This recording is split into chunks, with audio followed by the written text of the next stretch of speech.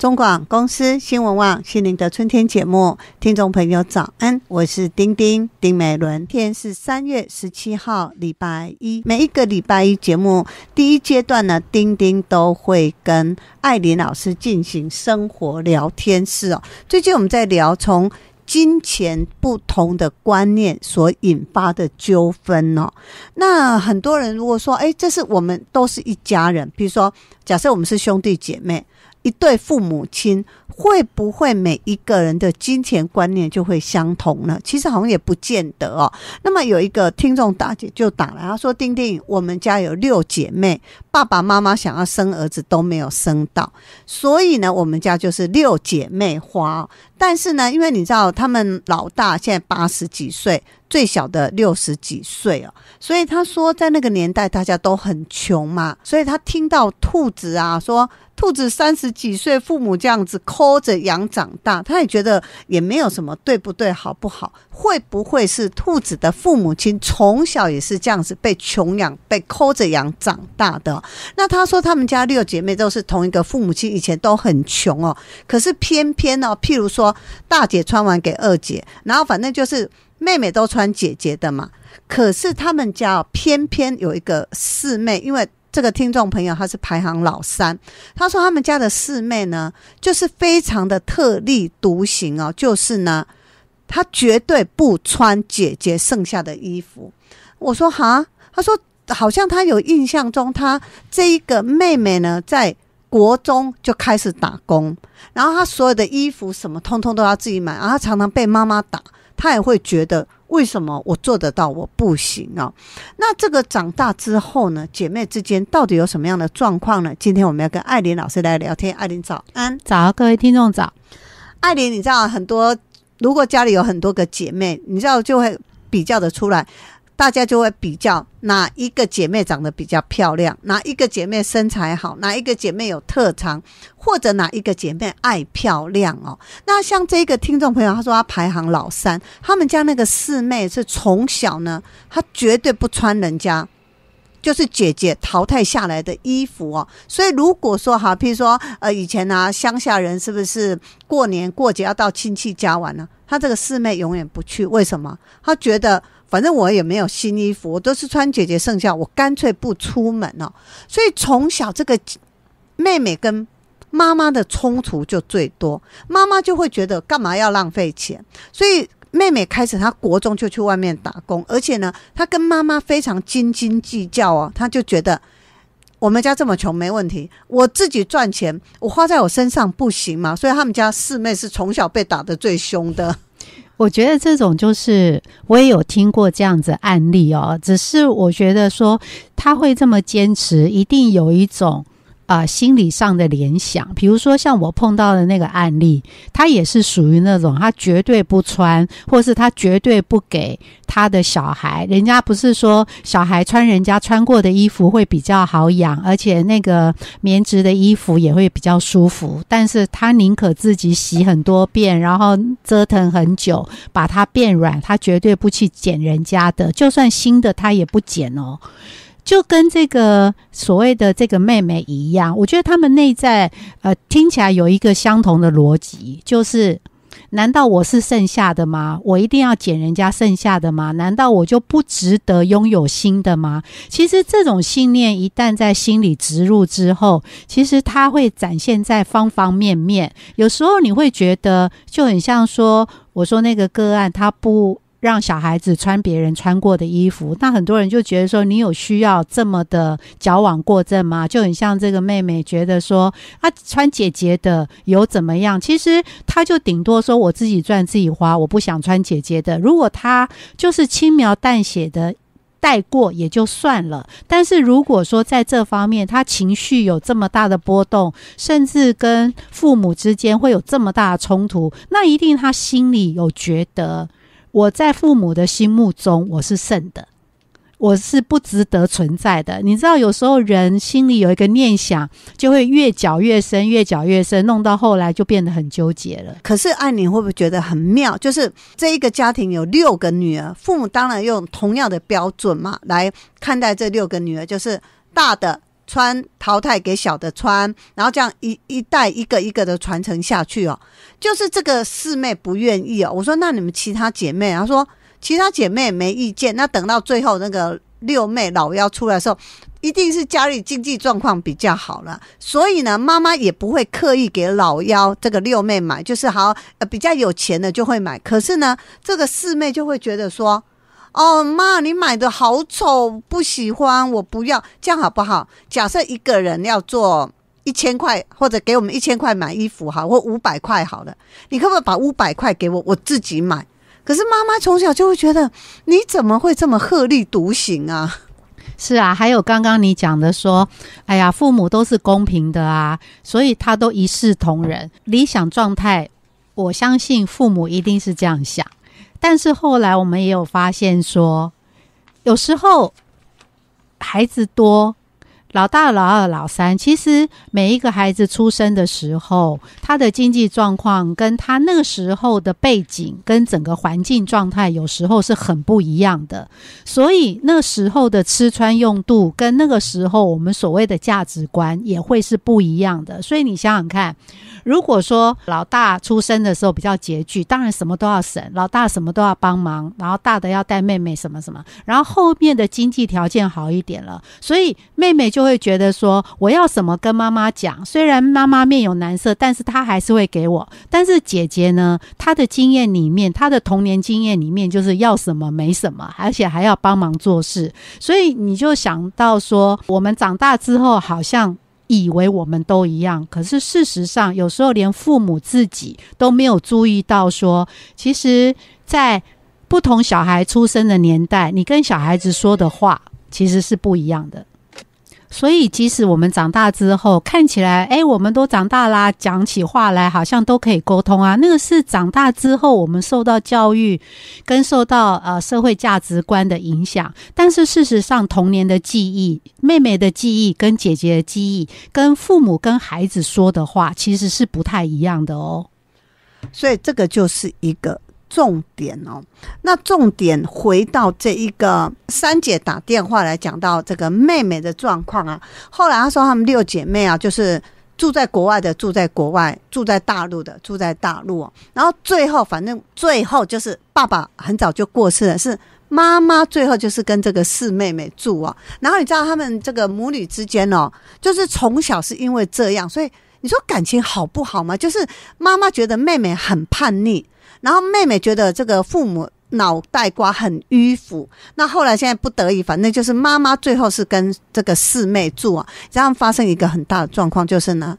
举凡家里的吃穿用度哦，妹妹都是买最好的。你知道她给妈妈买任何东西都是去百货公司或买名牌，那当然可能妹妹的经济状况也比较好，然后买完以后她一定会跟妈妈讲一句话，你看我才不像你，什么都要穿别人的，我就跟你说妈，你要买外套我就给你买，这个是全新的，我们就要穿最好的，你不要每一次那个阿姨给你什么你就要跟人家拿，我们不需要啊，我们家付得起啊。然后呢，你要吃什么，你知道这样听起来就觉得这个女儿是孝顺，对不对？可是妈妈偶尔在跟三姐抱怨的时候是抱怨什么？是觉得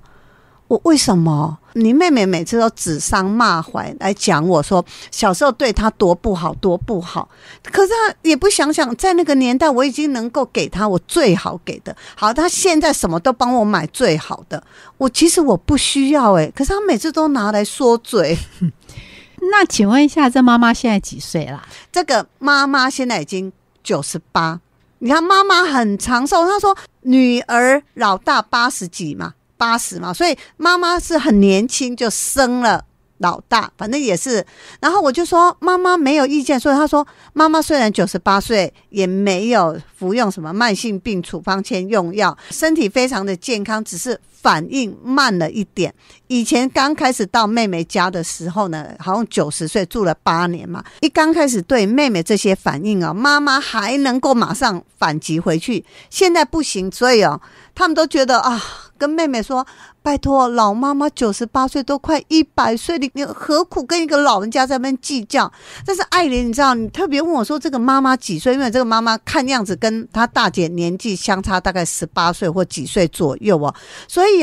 我看了他赖上面他妈妈的照片，是今年的2月份农历过年的时候他们全家合拍的照片，妈妈实在看不出来已经98岁，他要是不说，我想妈妈可能80几岁，我也相信呢。为什么我会这样子问哦？就是说，因为我自己也经历了，就是我50几岁，我妈妈80、90岁的那个过程。其实你听起来，你就会觉得说，虽然他们一个80几，一个90几，但是呢，他们说话的方式都还停留在他们年轻气盛的时候。妈妈觉得那个年代辛苦啊，真的不需要浪费。从某个角度来讲，当然这是一种美德，但是呢，从某个角度来讲，女儿呢一直很想得到母亲的认同，所以当她想要给母亲东西被母亲拒绝的时候，其实她内在的那个信念是他的付出跟他的价值被否认。妈妈也觉得说，你真的不需要这样，妈妈还是会想要教育女儿你应该怎么样。我觉得这个是千古以来的剧码没有分古代跟现代。但是我后来发现我自己在跟我妈妈调节的过程，那当然那个时候我也找专业老师来协助我们做这件事。那我记得那时候专业老师就有跟我讲一句话，他就跟我说，你们都这个年纪了，其实你们已经脱离了那个困苦的年代，但是我们都还在那个受苦的心境里面。所以他那时候因为我是个案嘛，他就跟我说，你难道不能去认同你妈妈她那个节俭的美德？然后当然如果她过头了可以稍微调整，但并不表示说一定要用你自己的方式要他改变，才能够表示你想要让他过好日子，你想要让他孝顺。那当然最明显的就是他看到楼下有一张椅子非常觉得很好，他就想要把它搬上来，然后我就很生气，我觉得你干嘛要去捡这个东西什么。但是我觉得老师说了一句话让我去反省，他说，你说你们家1000万房子，那既然你们家有1000万房子，你说我们家1000万房子，你还去捡个破烂回来，再怎么好的房子都被你搞得很破烂。他说，你有没有想到你在说这句话的时候妈妈的想法？那难道你的心里在这个房子里面容不下你妈妈想放一张椅子吗？那其实举这个例子要讲的意思是说，我们活到80、90岁，其实有时候不管是我们对晚辈也好，是对自己也好，我觉得真的要放松一点心情，去接受别人的好意，也接受别人的善意。那当然真的没办法就说没办法，但是如果我们彼此还抓着自己那个强烈的情绪，有时候是觉得说，你到底是跟别人过不去还是跟自己过不去呢？真的。所以呢，这一个姐姐打来啊，她就觉得说，妹妹为什么要这样？她说这个跟我们对金钱观的概念不同，也会引发这么大的纠纷啊。可是他们是同一个父母亲带大养大的耶。是啊，虽然是同一个父母亲带大养大，就很像刚刚讲的，出生的年代不同。我们也有碰过那种，就是说妈妈呢，大姐呢常常被嫌说，你干嘛东省西省，然后去买那些便宜的，然后买一点便宜的就一次买个5个10个。现在什么年代了，还有人在买5个10个吗？大姐说，那真的很便宜啊，以后可以用啊。小妹呢就会觉得说，我们有需要买多少用多少就好了啊，干嘛这样？但是妈妈就产生一种矛盾，妈妈呢她觉得节省是好的，但是呢小女儿呢买东西给她，或是觉得我们干嘛不要浪费，有多少用多少就好了，她又觉得小女儿很贴心。你知道有时候母亲也很矛盾，就是说手心手背都是肉，其实她在那个不同的年代，大姐跟小妹的年纪有差距的时候，所以他又会疼爱小妹，但是他又觉得大姐的想法跟他是一致的，所以大姐的那种神法会让他们家看起来就是旧旧的很凌乱，但是小妹的花钱方式会让妈妈的房间或是会让客厅的某一角变得很新颖，变得很有朝气。你知道有时候妈妈在那个环境里面她自己也会产生矛盾哦。所以呢我觉得啊，从价值观金钱观不同哦引发的概念，我觉得可能在日常生活当中很容易被凸显呢。所以这老话一句，大家不常说要门当户对嘛？如果你们家的概念，你要说门当户对，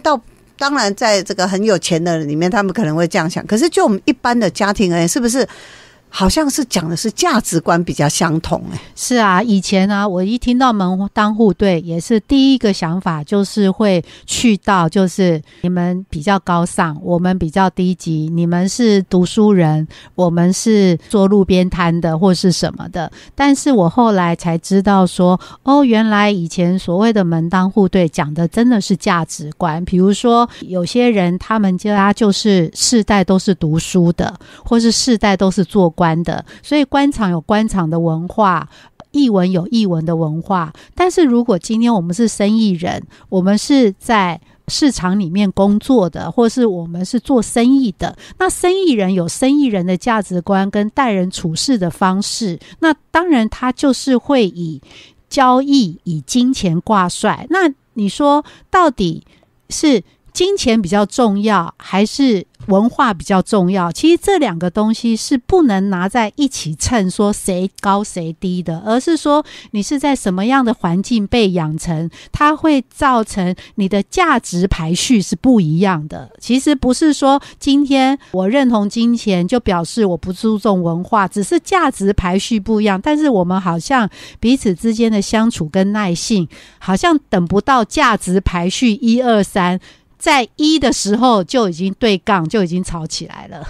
所以如果假设我们的另一半或者我们生活的伴侣啊，整个用钱的观念价值观跟我们不一样哦，我们是不是要予以尊重？可是我觉得一般人就是我看不惯，你怎么会这样花钱，或者你怎么会省到这个地步，才会引发很多问题耶。是啊，而且我觉得这个看不惯这件事情真的是为自己为周遭真的是惹了很多的是非跟麻烦。因为当我看不惯别人的时候，就很像说对方在花钱，比如说现在很多他们连喝个饮料叫个便当吃个饭都叫 Uber， 就在巷口他们觉得好麻烦。但是你知道一个巷口差别可能就差个50、100，他们叫这些东西都觉得没什么。那我心里也要调试说那是他们赚的钱，所以他们要怎么花他们自己决定。但是我看在眼里，我是非常不习惯的，那我就要去调整我自己内在这个看不惯，也要认知说现在的世代虽然不同，但是并不表示每个人花钱的方式都会跟我一样。那当然如果他跟我是息息相关的，我当然会去沟通协调。但是有时候越亲近的人，适度的给彼此一点空间再来沟通协调。比如说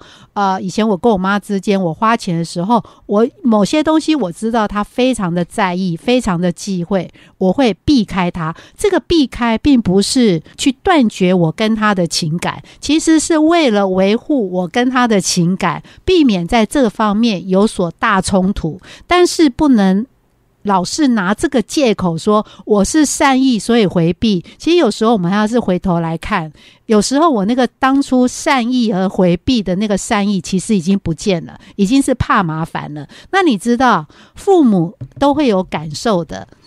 当他觉得我怕麻烦，其实我是怕这件事麻烦，但是父母或是我们就会变成你觉得我麻烦。你知道有时候人跟人之间相处就是在这个很微细的地方会起变化。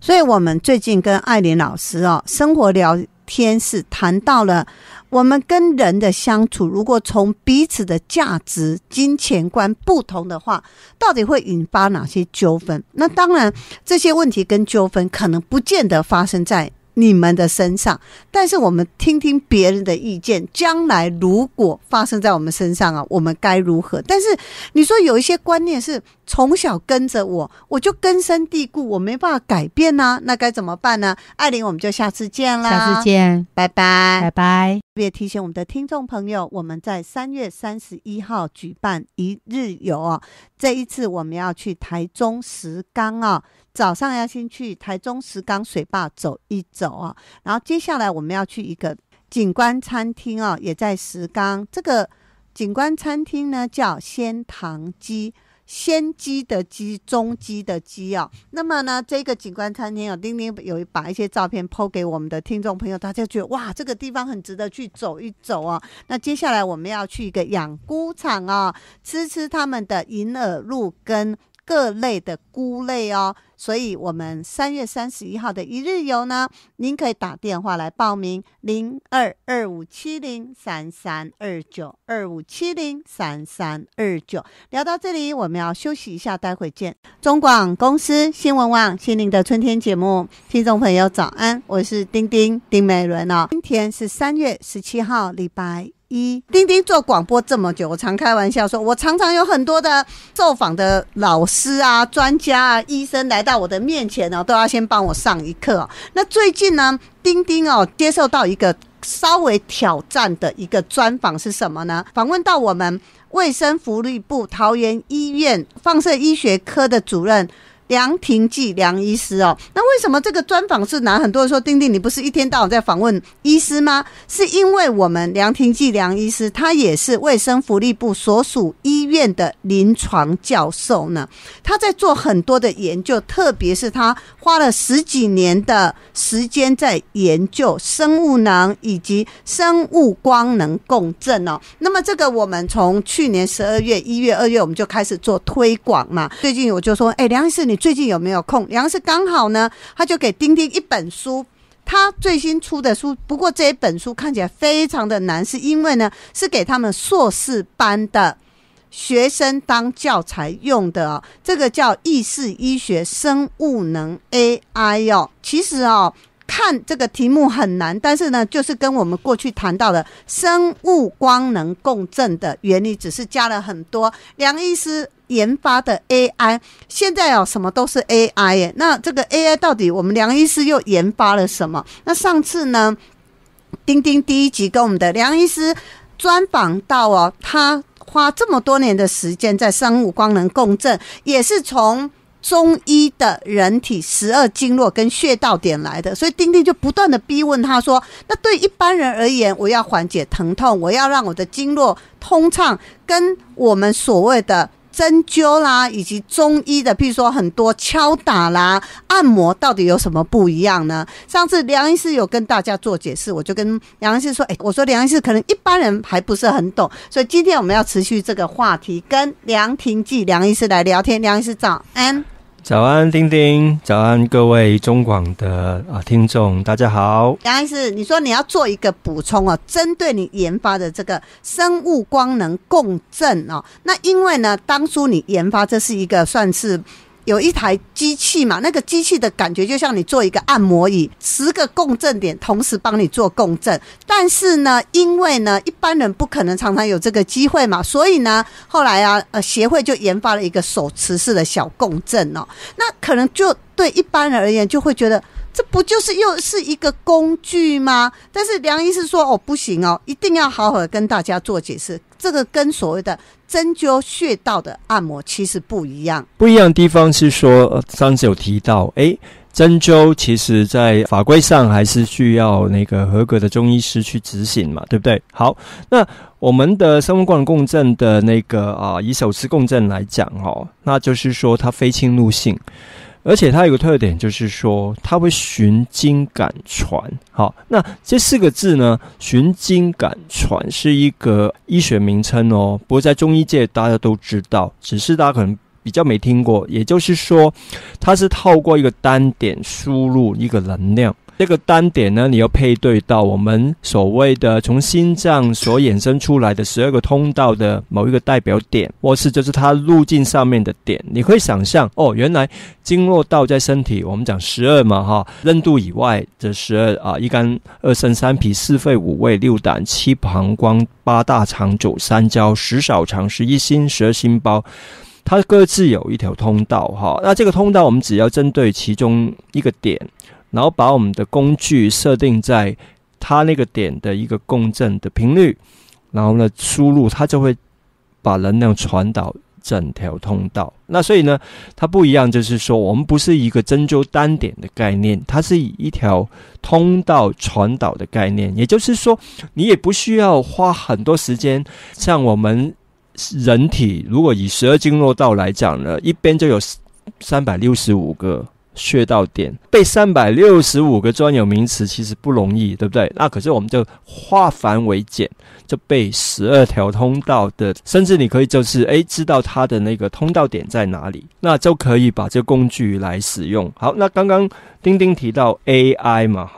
那 AI 大家知道是说我们最早的利用就是我们的那个自动驾驶或者是导引嘛我们看看很多人现在也就是说开车很轻松啦，又可以一边听节目然后一边看电视，因为有导航嘛，我导航就会指引往右往左。那我就发现说，如果学医学保健学经络是否又可以 AI 呢？所以梁医师呢就花了超过半年时间那最近就在学怎么写电脑代码。谈到我们的梁医师写这个电脑代码之前呢，很多人是不是想要赶快转台说我是要来听听有关梁医师生物光能共振有关，比如说大家最关心的这个疼痛酸痛的问题，跟这个代码有没有什么关系？我跟你讲，关系可大了。丁丁举一个例子好了，假设呢我们常常譬如说我可能去看中医师我就说我头痛，我这里酸那里痛，那中医师就会帮你我针对你哪一个穴道点来扎针，因为人家是有学过的，所以他可以很精准的告诉你，对不对？好，假设我是一般人我不知道那我怎么办？所以呢，哪怕我有了这一个生物光能小共振这个小共振的仪器好了，可是呢我当然也有一种说法，就是痛点嘛，就是痛点阿斯穴痛点也是一个方式，但是如果我要更精准呢，这个就是梁医师你花了10几年研发了这个概念，你为了要让一般民众更上手的研发的 AI 概念。上次节目丁丁有讲过那天我让他体验，就是我们那个肺经的那个穴道叫那个池泽那个点，刚好就是骨刺的那个位置嘛。那这个位置其实呢，也就是我们心脏的第4个斜坡音的肺经的一个代表点。这个代表点是我定的，为什么呢？因为它的神经分布非常的敏锐，所以它一旦有一点点缺氧共振不好，就会感觉到痛。你知道我们肺部其实是没有神经的，所以肺部出问题呢，一般我们不知道，除非它肿瘤已经很大，发炎很严重，才会压迫到肋膜或者是胸膜一些神经的分布，才会感觉到痛。往往我们在体表如果能够反映它，就是从这些代表点，那我就帮我的学生帮病人找到最容易切入的点。好，这些点呢以前都要上课上很久然后大家要去复习这样子那已经是很方便，大家不用像中医要学很多年可是我觉得人还是希望更方便，对不对？所以呢我就学代码，就是为了写出一些软体，可以让我们的病人或学生更方便去知道它。好，那以刚刚讲的那个池泽，就是上次丁丁的那个痛点，其实它不是只是为了帮丁丁减缓他的那个骨刺所造成的局部疼痛。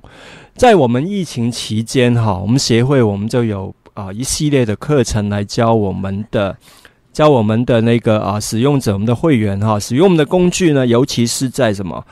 打疫苗之前打开我们的共振器的第4拍，去针对同样那个点先做一个约好要打疫苗，今天就要1天3次去用它。果然当你打完疫苗之后那个所产生的疫苗的后遗症就会舒缓很多。好，从什么样的一个观察可以知道？第一个，一般来讲打疫苗一定会引起我们的免疫反应，而恰恰好这条肺经就是主管我们，肺经当然管我们的呼吸道啦，对不对？可是呢，另外一个就是我们的免疫系统的问题。疫苗一打进去，同等于病毒进入身体，就会引起我们的免疫反应，所以那一个痛点就会痛起来。就透过我们这样的一个共振保健的概念，让整个疫情期间的这样的一个所谓的并发症能够减少。而且梁医师在录音的时候还跟丁丁说，譬如说我是因为长骨刺这一个穴道点痛，对不对？可是你说有些人感冒这一点也是会痛那么如果同样这个点会痛，譬如说我跟梁医师都同样这一个点痛，我们用的这个共振的拍数也是一样吗？那谈到了拍数梁医师我就很好奇，这个拍数你到底是怎么研究出来的？这个是一般人比较没有想到，因为过去我们都想到这个经络穴道点不通，可能有按摩的方式嘛，针灸的方式，也有拍打敲打的方式嘛。那你为什么觉得你用这个生物光能共振就可以让它疏通呢？这个拍数到底是怎么研究出来的？好，因为人类的发展，或者是我们讲不同宗教讲人类的来源，比如说人类是创造的，这样的一个所谓的设计当然是不得了，对不对？设计也不是我设计，我只是观察到这个部分，而且呢我当然是有前辈的一些研究。好，那我们追溯两个大师其中一个就是英国的麦当劳那个生理学家，他在心脏科是权威然后他发现说我们的脉搏原来透过计算测量可以拆成很多个不同的谐音波，以我们的心脏的一个倍数作为一个这样的一个部分，就是我刚刚讲的一肝二肾三脾四肺五胃。好，也是我们中国人的一个骄傲，有一位已故的物理学的院士王维公教授，他就有做一些实验其中一个蛮重要的就是说原来不是人有经络这个概念，动物也有好，我们就做老鼠，我们把老鼠的那个脉搏去测量它，通常是在尾巴那边做那老鼠的心跳比较快，所以呢它的那个频率就跟人不一样，不过没有关系，概念是相同的。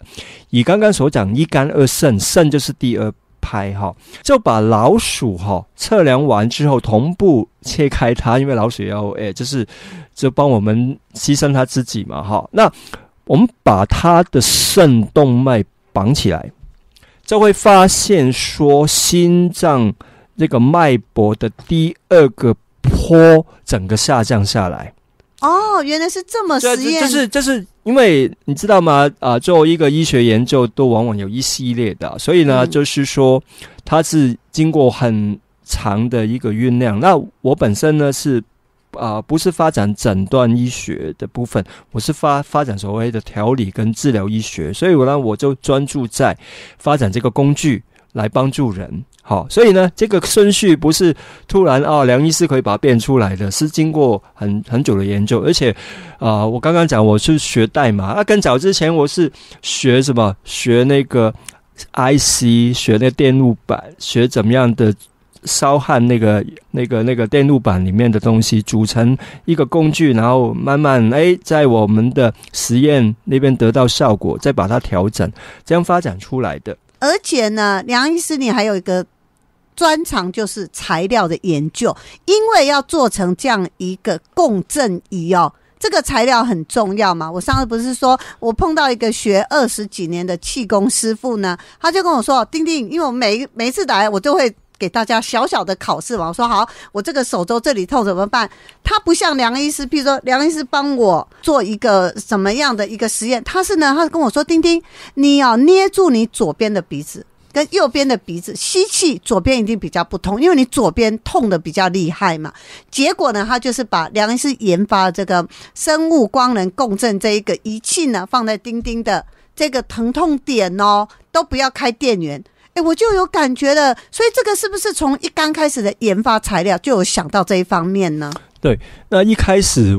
就上一次节目跟之前都有讲过，我是从那个材料科学开始，而这个呢我们有专利，就是它可以透过物理的方式可以产生什么？一氧化氮。一氧化氮本身是一个最强的微循环的促进剂。其实呢，丁丁，你上次那个痛点，为什么它会痛？最主要就是微循环不好造成的。这个微循环不好，有先天的问题或后天的问题了哈。OK， 好，它恰恰好就是中医界所讲到的气血的两个概念。气其实就是我们的能量的那个能量主体。好，血就是微循环，所以这个材料能够让一氧化氮产生帮助那个微循环恢复，也同样就是说配对了这些物理的一些参数，能够扭转这条所谓的经络共振的这样的一个微循环更好，就可以有效减少你的一个症状，也希望有机会就是逆转一些比较复杂的病。那不过它就需要一个长期使用的概念。那更重要就是说，为什么要 AI？ 好，那因为包括梁医师跟我们的很多的一个同伴不断的累积很多的经验。那同一条经络，其实它所代表的是不同的症状或疾病。进那一条来讲，就是说刚刚讲的，包括呼吸道的问题，这个上呼吸道感冒。那以至于下呼吸道，比如说肺炎，甚至是我们发现说像那个手抖症也跟肺经有关，所以讲不完，林林总总非常的多。好，那我就把这些关键字跟经验透过数据库累积它，然后就是以 AI 化、软体化的方式来把它配对在一起。好，所以呢，软体的发展来帮助生物能的一个运用，让帮助学生或者是我们的能量师更容易掌握技术，可以不断累积他们的功能跟他们的一些医术或者是他们的效果。再来就是说，我们希望未来也能更自动化。比如说，那我的理想啦，目前就是丁丁也稍微看到我写的软体嘛，哈，比如说我们有针对用视讯来帮助你知道说，我们的症状配对哪一个穴位。那穴位呢，你不需要打开书去翻，你用点选你的症状在哪个位置，那电脑的那个荧幕就可以让你知道那个点属于哪一条经络，你通的位置是哪一条经络，用几拍。那再来另外一个软体，就是说它可以让你更清楚知道你的症状是哪一个点需要去用，可以让你去追踪到那个点。那进一步我们在发展就是未来希望能够应用就是机器人的概念，就机器手，它可以把我们的共振器或是光能的部分对着那个点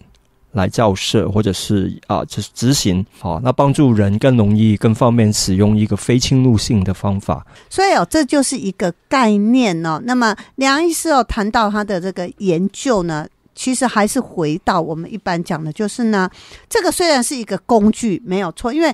每一个人抽屉打开或家里的柜子打开，所有缓解酸痛疼痛的工具一头拉苦。但是呢，这个也是梁医师非常引以为傲的，就是呢，他找到了他的频率以及他的拍数，就是他的强度嘛。所以刚才我丁丁问我说，那这个是谁发明的？梁医师说这个不是他，因为从很久以前就有不断的科学家专家在研究，只是梁医师把它全部集合之大成，让我们一般人更有概念。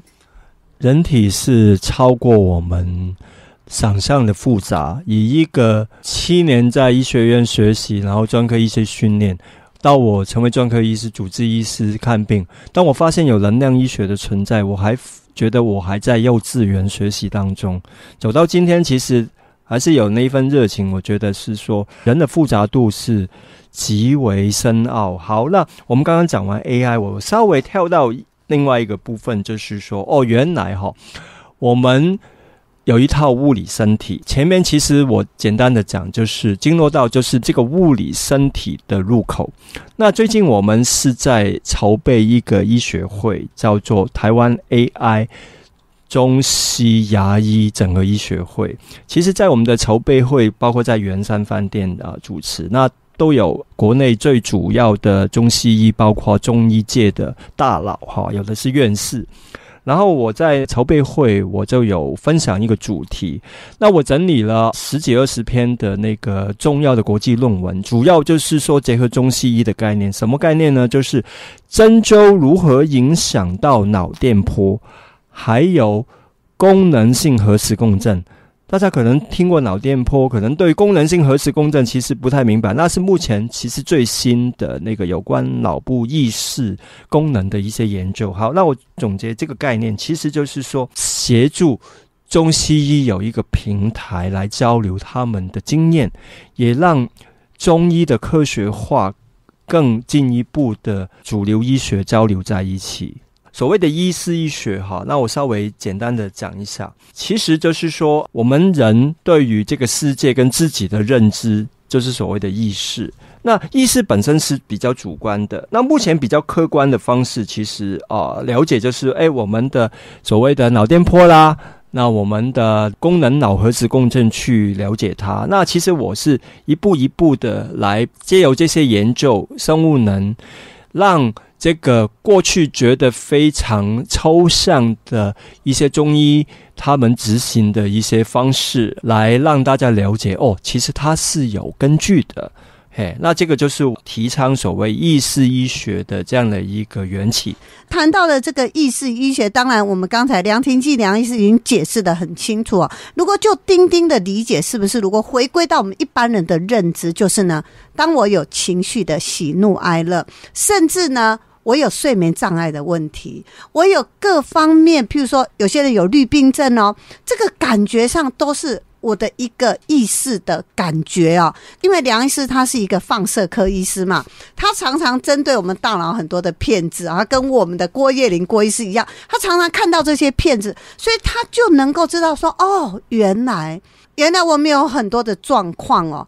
可能不是只有我们这个身体生病，是我们的个意识出了问题。那当然谈到意识，很多人可能不是很了解，不过呢，这也是梁廷基梁医师他这些年一直心心念念要用他生物光能共振的概念所以他在桃园医院有个实验门诊他当时有提出的第一个论文一个研究是针对睡眠的，因为这个好像跟你们这些年你所谓谈到意识医学的研究是比较相关的。提到我每天看脑部嘛，电脑扫描，其实我们看到稍微年纪有点大，最快有一个器官钙化，就是叫做松果体，它恰好就在我们脑部的比较深的地方，在眼睛后面。其实这个是一个腺体，就是它是个内分泌的器官。其实我讲一下几个东西，大家就明白它是什么。其实我们每天会吃氨基酸嘛，里面有一个叫做色氨酸，它吃进去之后呢，就会按照它的化学结构呢，代谢为血清素，然后是褪黑激素。那另外一个比较神秘的叫做那个2甲基色胺 DMT。 好，先讲前面那两个。血清素就跟我们的情绪很有关系嘛，很多健康食品强调它可以帮助人家减少他的忧郁症情绪问题。然后褪黑激素当然就跟睡眠有关系。其实前面讲的那个经络道的保健，包括心经的部分，用我们的共振器是会有效的。如果呢效果还不彰，就其实是可以针对我们这个所谓的松果体做保健。那我就是透过这个生物光能共振，利用包括光这个部分，把不同的色彩光独立出来，按照不同的波长频率呢，然后针对我们这个从眉心这个地方进去来导引我们松果体的活化。其实呢，大家如果有我们的手持共振一样好，那有很多人爱吃就是想说不想吃精神科的用药安眠药吃太多，就想说我们用健康食品来保健，比如说我们在吃褪黑激素，吃血清素，为什么我吃了效果总是不够呢？那我就建议大家配合我们的光共振，然后针对呢包括我们的经络道，还有我们的眉心的这个松果体的一个入口然后来配合保健。除了说这个保健食品的效果更好因为很多是在我们的松果体那边做代谢的就算没有这些保健食品，它也可以活化我们的松果体。所以这个就是我们的物理身体我认为的第2道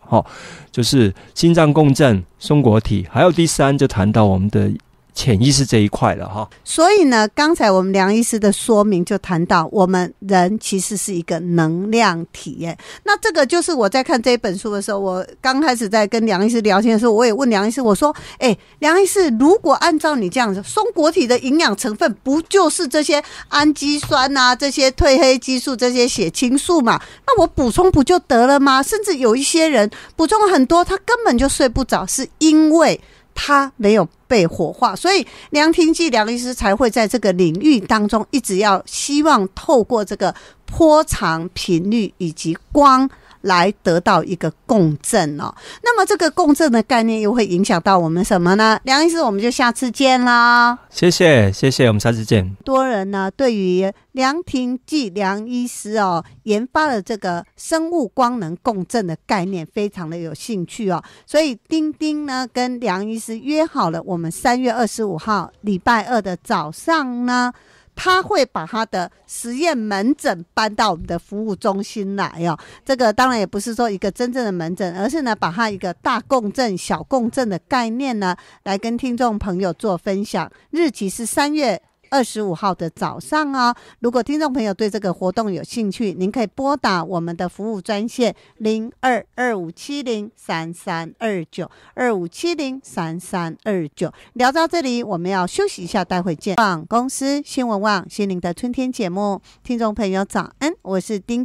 美伦。今天是3月17号礼拜一要特别提醒我们的听众朋友，我们在3月31号礼拜一，我们有一个台中石冈一日游非常欢迎听众朋友来报名。丁丁已经把行程 po 在我们的网站上了。另外，我们1年1度从意大利托斯卡尼直接原装原瓶进来的橄榄油跟红酒醋我们这个整个航道绕了一个比较远的路，因为现在这个战事好像还没完没了所以本来是2月底3月初才会到达的，我们现在改到4月中，还请大家多多的包涵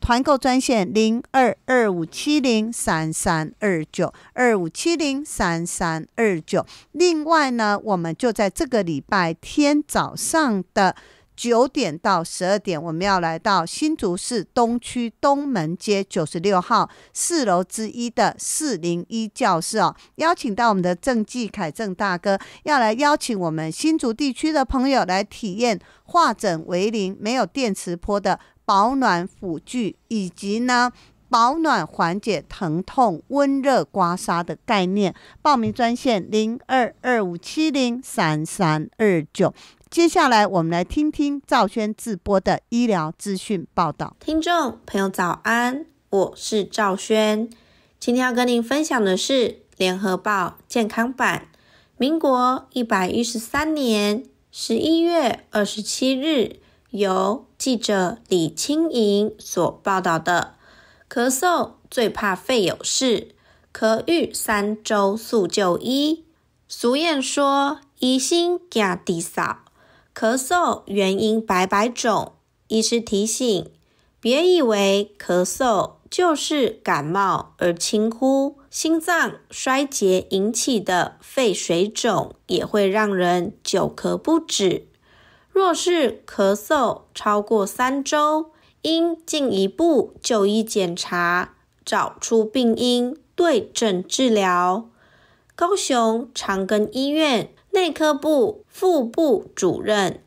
王金洲表示，咳嗽的成因多，最常见感冒出现咳嗽症状，任何肺部、胸腔器官变化也可能引起，如肺炎、结核病、气喘、慢性肺阻塞、肺癌等。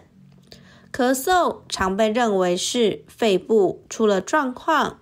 事实上，心脏、肠胃道不好也会发生咳嗽，例如心脏积水、胃酸逆流，甚至骨头、鱼刺卡到等症状也会咳嗽。咳嗽按照症状持续时间可分为急性、慢性。急性如感冒、肺炎等，慢性则有肺结核、肺水肿、肺癌等。王金洲指出，咳嗽仅是症状表现，虽然可用药缓解症状，但根本治疗仍需回归疾病的成因，例如糖尿病、高血压、气喘等慢性病治疗。若咳嗽超过3周，久咳未愈，应就医检查诊断，避免肺癌、气喘、霉浆菌感染等，以利及早发现治疗。为厘清疾病成因，常会进行 X 光、抽血等检查，甚至电脑断层检查。王金洲说，一般状况7-8成患者可接受抽血， X 光检查就可以判断病因。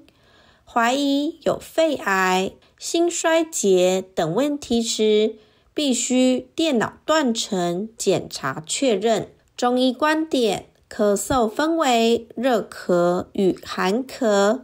马偕医院中医部主任陈光伟表示，热咳为一般风寒感冒，因病毒、细菌侵入导致身体发炎，出现喉咙痛、发烧、全身酸痛等症状。寒咳则是身体虚寒的感冒，包含感冒一直没有痊愈、过敏性鼻炎、气喘、慢性支气管炎、老人久咳等症状。中医寒热辨证以咽喉有无发炎、痰的颜色、性质来区分。寒咳痰呈现青白色泡沫状。热咳与寒咳的食补治疗方式不同。陈光伟说，热咳是身体处于发炎状态，应避免吃热性食物，例如麻油、姜、辣椒、烧烤食物、花生等坚果、酒等。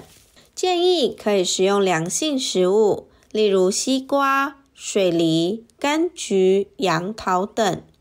中医常以麻杏干食汤类为主。寒咳可食用温性食物，例如当归羊肉汤、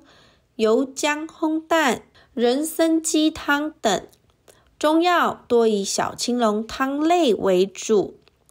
陈光伟提醒，咳嗽期间不宜食用刺激性食物、寒凉食物及甜食，例如烤物、炸物、姜辣食物，以避免刺激呼吸道产生痰。肺部保养以宣肺固气为主，可以吃西洋参、贝母、麦门冬、桔梗、杏仁、梨膏等润肺护肺，也可以多吃梨子、杨桃、燕窝等润肺益气。肺部保养与环境污染暴露关联大。王金洲指出，空气污染是危害肺部健康凶手，要照顾肺部健康，除了不抽烟、拒吸二手烟、三手烟外，可以透过空气清净机或佩戴口罩来避免环境暴露。那以上资讯提供您作为参考，我们就下次见，拜拜。